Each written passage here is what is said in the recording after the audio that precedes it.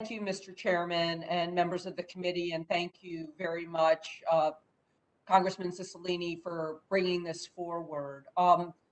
We've talked a lot about the horrible, horrible events that happened here at the Capitol on January 6th. And I want to end with that, but really start with the beginning of this president violating the law and urging others to violate the law in order to prevent the peaceful transfer of power, because he was working on that before January the 6th. He was working on that in Georgia to try to have elections officials and elected officials find votes for him, illegally find votes for him. That was asking people to violate their oaths. That was asking people to violate the law so that he could prevent the peaceful transfer of power to President-elect Biden and Vice President-elect Harris. Well, that didn't work. So then what did he do?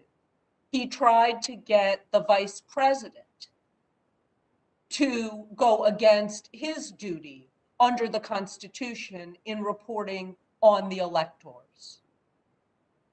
And the vice president, to his great credit, refused to do it because he knew that that would be violating his oath and violating the law.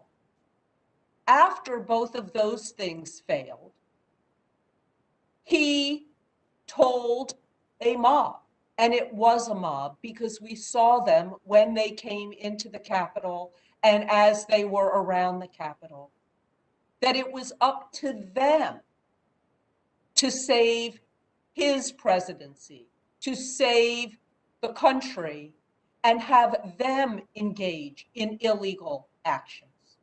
Three things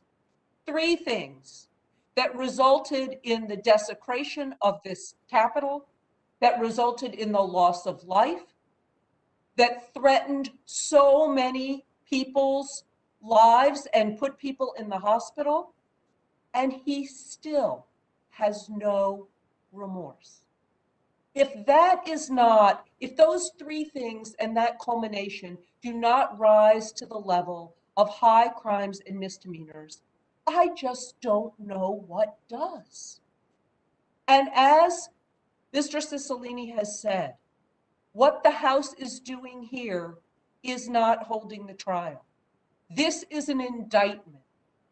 This is presenting the evidence that would go to trial. And unfortunately, we're at this point because the president has not admitted that he's done anything wrong through this entire pattern. And unfortunately, the vice president has said this evening he will not invoke the 25th Amendment. So what is left?